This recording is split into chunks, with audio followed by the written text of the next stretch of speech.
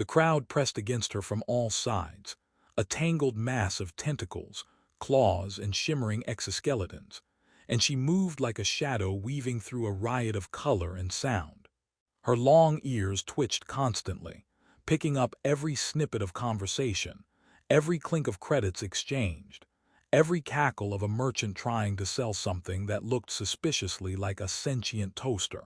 She could have let herself be pushed aside like every other overlooked item here, but she had learned the value of self-preservation, which mostly meant sarcasm and an impressive ability to dodge elbows without causing a scene. Honestly, she muttered under her breath as a hulking, three-eyed trader nearly tripped over her, if my worth were measured in patience instead of credits, I'd be a billionaire by now. The trader blinked at her, confused, then shrugged and went back to haggling with someone whose limbs seemed to multiply when angered. She had been in the interstellar bazaar long enough to know the rhythms, the clang of hovering carts, the hiss of plasma stalls, the odd squawk of a creature that might have been a parrot or might have been a very judgmental predator. Everyone here had a price, and most of those prices were ridiculously low, especially for those who looked like they could blend into a human crowd if you squinted hard enough. She might have looked like any human woman at first glance, but the long ears and the faint, violet shimmer in her eyes marked her as something different. People didn't often notice it, which suited her fine. Being overlooked had its advantages. At least they can't see me, she joked, except when they're trying to sell me. Her laugh was quiet, more of a shake of her head than a sound, but it felt good, like stretching muscles she hadn't used in weeks. A particularly clumsy merchant yelped as a hovering tray of spherical devices wobbled precariously and crashed into the crowd, sending a dozen of the tiny spheres bouncing across the floor like they were alive. She ducked instinctively, muttering, "If only my value were measured in preventing accidents instead of being sold for 20 credits." Her voice carried just enough to draw a curious glance from a nearby trader, whose tentacle twitched in a mix of irritation and amusement. She smirked but didn't stop moving. She had learned a long time ago that humor could be a weapon, and if nothing else, it kept her sane in a place that traded sentience like it traded fruit. The bazaar was a labyrinth of stalls and floating platforms, a vertiginous playground for anyone trying not to be crushed or bought against their will. Some creatures floated a few feet off the ground, others scuttled like oversized crabs, and one particularly persistent drone zipped by, chirping advertisements for genuine Martian pearls, now with a side of existential dread. She snorted, weaving through the crowd, thinking that if she had a credit for every ridiculous item hawked here, she could probably buy the entire market and retire somewhere quiet. Perhaps somewhere with a view of a planet that wasn't constantly vibrating with commerce and chaos. Her attention snapped to a commotion near the edge of the platform, where a trader was aggressively herding her toward a side corridor that smelled faintly of ozone and fried circuits. Normally, she would have shrugged and found another path, but today, a human appeared from the crowd. He looked, well, like he had no business being here at all. His boots squeaked as he stepped over a puddle of some glowing liquid, and his jacket was slightly singed at the sleeve, probably from a misfired energy tool. His eyes locked onto hers, and there was a brief, comical pause where he seemed to debate whether to intervene or run, then decisively tripped over his own shoelaces anyway. She blinked at him, her ears twitching. Yeah, you can't, hey," he called, stumbling into the trader's line of sight. The trader turned, obviously irritated, and his tentacle twitched threateningly. "Move." He barked, in a language she only partially understood, and the human flailed, almost knocking over a crate of what appeared to be exploding fruit. She couldn't help but stifle a laugh. "Well, that's one way to make an entrance," she whispered to herself, ducking to avoid a stray bouncing sphere. The human, undeterred, tried again, this time waving some sort of gadget that emitted a low hum and a faint green glow. The device sputtered, sparked, and then emitted a high-pitched whistle which made a group of nearby creatures cover their ears in synchronized disgust. She snorted audibly, and the trader scowled at her. "Hey, you're part of this scam too." he demanded. The human shook his head frantically, sputtering, "No, I'm just, helping." The girl raised a brow and gave him a wry smile, her ears flicking. "Helping is one word for it," she said. "You look like a disaster waiting to happen. I like it." The human grinned sheepishly, clearly unbothered by the chaos around him, and made a half-hearted attempt at a heroic stance that only resulted in him tripping over a loose cable. She caught herself from laughing outright, covering her mouth with her hand. "Fine," she said, "but don't touch anything else, especially the sentient toasters, they bite." He finally managed to push the trader back, not without creating a chain reaction of flying merchandise, annoyed creatures, and a small, unexplained explosion that left smoke curling from a nearby hoverstall. She followed him as he led the way through the market, cursing under his breath and trying to look like he had a plan. It was charming, in a ridiculous, endearing sort of way. "Seriously," she muttered as they ducked under a low-hanging conveyor. "Why is it always humans? They can't even navigate a bazaar without nearly destroying the economy of an entire sector." "Hey," he called back, panting, "I'm not that bad." He glanced down at his boots, which were now coated in some sticky, fluorescent goo, and sighed. "Okay, maybe I am that bad, but at least I'm trying." By the time they reached a quieter corridor at the edge of the market, she realized two things. One, the human had a remarkable sense of stubbornness, and two, he seemed to see her in a way no one else had. Not as a commodity, not as a burden, not even as a curiosity. He looked at her like she mattered. It was disorienting, funny, and slightly terrifying all at once. She felt a strange warmth spread through her chest, which she promptly covered with another joke. "Congratulations," she said, ears flicking in amusement. "You've officially rescued a galactic bargain bin item. Please, hold your applause." The human laughed, a sound that echoed oddly in the metal corridors, and held out his hand. She studied it for a moment, then shook it, still smirking. The bazaar still roared around them, the traders muttered threats and insults, and the floating spheres bounced unpredictably, but for a moment the chaos didn't matter. She was being seen, and in a galaxy that measured life in credits, that was something worth more than all the glowing orbs in the market combined. The human's name was Callan, which she discovered after he accidentally knocked over a display of miniature anti-gravity orbs and muttered something about needing more coffee. She raised an eyebrow at him as he scrambled to catch them, cursing under his breath and managing to catch exactly one before it bounced into a hovering wall of neon signage. "Wow," she said, her long ears flicking in amusement. "You really are a one-man demolition squad. I was expecting bravery. I didn't know it came with collateral damage." "I prefer chaotic heroism," he replied, standing up and brushing himself off, leaving a streak of glowing goo across the floor. "It's much more fashionable." She had to suppress a laugh. He was ridiculous, but in a way that made her feel oddly safe. She wasn't sure why exactly, but for the first time in a long while, she didn't feel expendable. They moved through the station, the corridors humming with low-energy currents, the walls dotted with flickering advertisements that seemed to follow them as they passed. Vendors called out their wares, some offering useful gadgets, others offering things that looked like they might bite if provoked. "Watch your step," she muttered. "Those aren't just electrified, they have attitudes."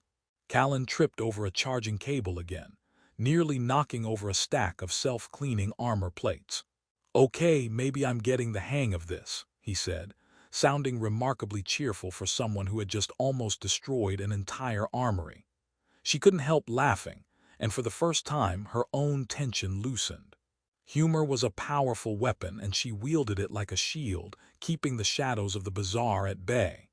They ducked into a narrow maintenance corridor, the hum of the station muffled here, and she studied him carefully. "Why are you here?" she asked. "Nobody sane comes into a galactic black market station unless they're either suicidal or stupid." He shrugged, "Probably a bit of both, but mostly I have terrible instincts that somehow keep me alive." She snorted. His honesty was disarming, almost as much as his clumsy attempts at heroism. You realize that doesn't make you brave, she said. It just makes you lucky, I guess. They passed a panel of interactive holographic signs, and she paused to tap a few, manipulating the display so it showed false corridors, confusing any pursuers that might be following them. Callan stared at her in amazement. You just hacked the station signage with, what finger gymnastics?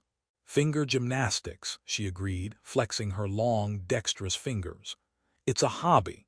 Some people knit. I manipulate holograms and confuse armed guards. Same difference.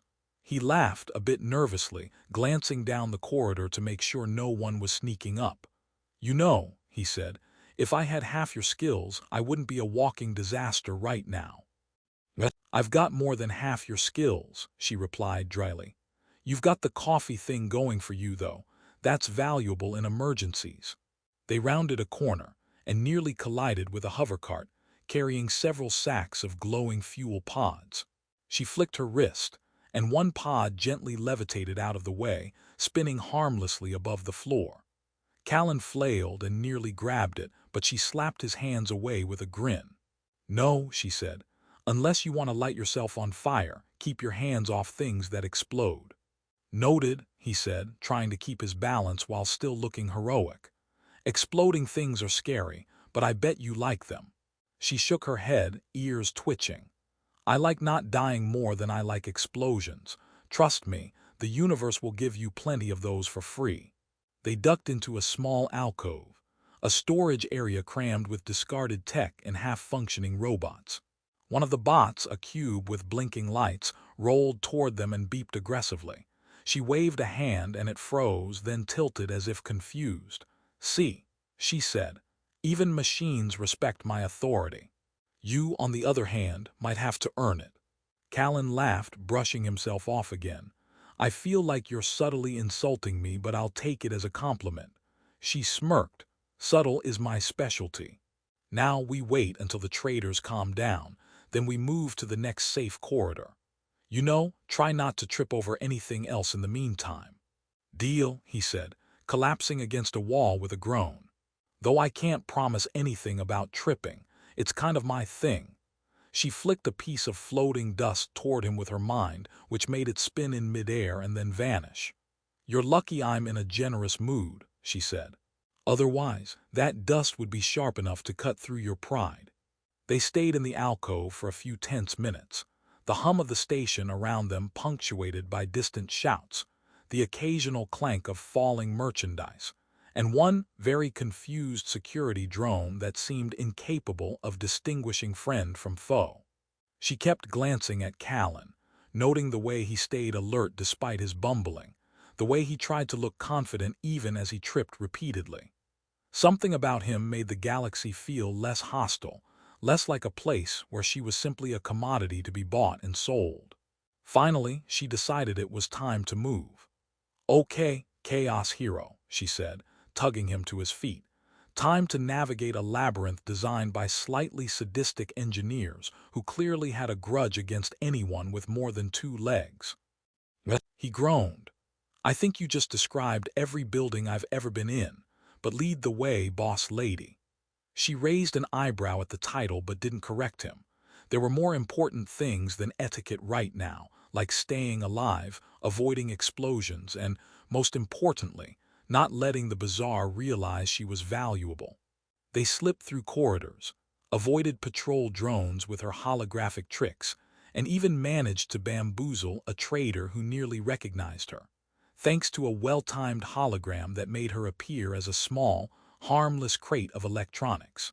Callan stumbled once, muttering something about his shoes being alive, and she couldn't help laughing. If your shoes start rebelling, call me. I know a guy. By the time they reached a secondary airlock leading to a quieter level of the station, the laughter had settled into a comfortable rhythm. The danger hadn't vanished, the traders were still out there, and the galaxy remained as ruthless as ever. But for the first time she felt a strange flicker of trust. Callan might be clumsy, ridiculous, and prone to near disasters, but he had seen her, not as a commodity, not as a joke, but as someone worth rescuing. She paused at the threshold, ears twitching, and glanced at him. ready to keep running. Ready as I'll ever be, he said, still grinning though his suit was covered in dust and goo. Good, she said, stepping forward. Because if we stop now, the universe will catch us. And I don't know about you, but I hate being caught. They moved into the corridor, the hum of the station fading behind them, and she allowed herself a small smile. Humor, chaos, and improbable heroism. They were going to need all three to survive. They moved through the narrow passageways of the hidden sector, the hum of distant engines vibrating through the floor beneath their boots. Callan, as usual, tripped over a loose pipe immediately, muttering something about gravitation anomalies, and she caught him mid-fall without missing a beat. You know, she said, flicking her long ears in amusement, if you wanted a gym session, you could have just asked. I like to keep life interesting, he replied, dusting off the glowing residue from his jacket. Adventure is better than sitting still. She rolled her eyes but couldn't suppress a small smile. For all his clumsiness, he was constant, a strange, unpredictable anchor in a galaxy that had never treated her as more than expendable. They rounded a corner and spotted the first of their pursuers. A squad of traders who had clearly underestimated her. She gave Callan a conspiratorial glance. Ready for some fun? She asked, and his grin was immediate. I was born ready, he said, though his boots squeaked in protest. The chase was chaotic. Hovering crates collided, plasma pulses streaked past them, and she used every trick she had learned in the bazaar to manipulate the environment. One moment they were leaping over a conveyor belt of floating machinery. The next she redirected a cleaning drone to block a corridor, sending it careening into a stack of crates. Callan almost fell into the mess but caught himself by grabbing a blinking panel. See, he said, it's teamwork. Teamwork or disaster. She countered, flicking a hand to levitate a nearby crate and fling it toward their pursuers. The crate collided with a patrol drone, sending sparks and smoke into the corridor. Callan laughed uncontrollably, the sound echoing through the metallic hallways. Disaster managed beautifully, he said. As they reached a wide junction, she realized the traders weren't going to give up. The realization hit her like a shockwave. If they were caught, all of her careful planning, all of her survival instincts would be for nothing. She looked at Callan, and for the first time saw him not as a clumsy human but as an ally who had risked himself repeatedly for her. It was an unfamiliar feeling, the warmth of being seen, truly seen, not as a commodity, not as a tool, but as someone whose life had value. Okay, she said, her voice calm but edged with determination. We need a distraction, something big. Callan looked around, eyes wide. I think I have an idea. He rummaged through his jacket and pulled out a small device that whistled, beeped, and then emitted a burst of multicolored sparks. It's party time. She stared at it, then laughed. Party time it is. With a flick of her fingers, she amplified the device's signal, sending holographic projections of themselves through every corridor at once. Traders were caught in the illusions, running in all directions, shouting at images that weren't really there. Callan did a triumphant little dance in the chaos, nearly slipping again but managing to stay upright. I think it worked. He shouted over the confusion. It did. They moved through the junction while the holograms created enough distraction to cover their escape. They entered a maintenance tunnel that led to a docking bay, the pulsating lights of starships reflecting off the metal walls. She paused, listening, calculating.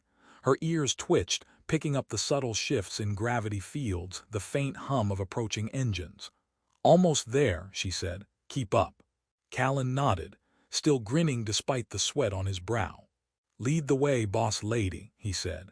She smirked, the nickname settling comfortably between them. They reached a small, battered ship tucked behind a stack of cargo. She keyed the controls and the ship hummed to life. Callan stared at the panel, awed. I've never flown one of these, he said. You'll learn, she replied, or crash spectacularly. Either way, it'll be memorable. She piloted them out of the docking bay with a series of sharp maneuvers that sent their pursuers into disarray.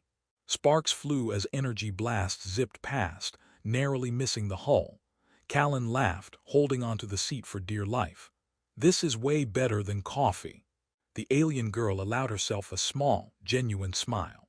For the first time, she felt not like a bargaining chip but like a captain, like someone in control of her own destiny. Callan glanced at her, eyes wide and full of admiration. "You're incredible," he said. "I survived," she said, a wry edge to her tone. "And I can kick ass, that counts, right?" He nodded emphatically. "Absolutely. But you've also saved me a few times. I think that counts too." She looked out at the swirling stars beyond the viewport, her ears flicking in the starlight. For so long, she had been invisible, undervalued, treated as expendable. Now, with Callan beside her and the traitors left behind, she realized her worth wasn't defined by anyone else. It was hers to claim. And for the first time, she felt free. "Where to now?" he asked, still catching his breath. She glanced at him, a playful glint in her violet eyes. "Somewhere the universe hasn't screwed over yet. Somewhere quiet for at least 5 minutes." Callan laughed, leaning back. "I think I can manage that. As long as you promise not to hack every piece of tech we pass." "I'll try," she said. "No guarantees." Her ears twitched in amusement, and she felt a lightness she hadn't felt in years. The galaxy was vast, dangerous, and unpredictable, but it was hers to navigate now, with someone who saw her, not as a commodity but as a partner. As their ship slipped through the stars, leaving the chaos of the bazaar behind, she realized how much she had changed. She was no longer the expendable girl who shuffled through the market, hiding her abilities. She was clever, resourceful, and worthy. More than that, she had learned trust, friendship, and the strange, grounding joy of someone believing in her.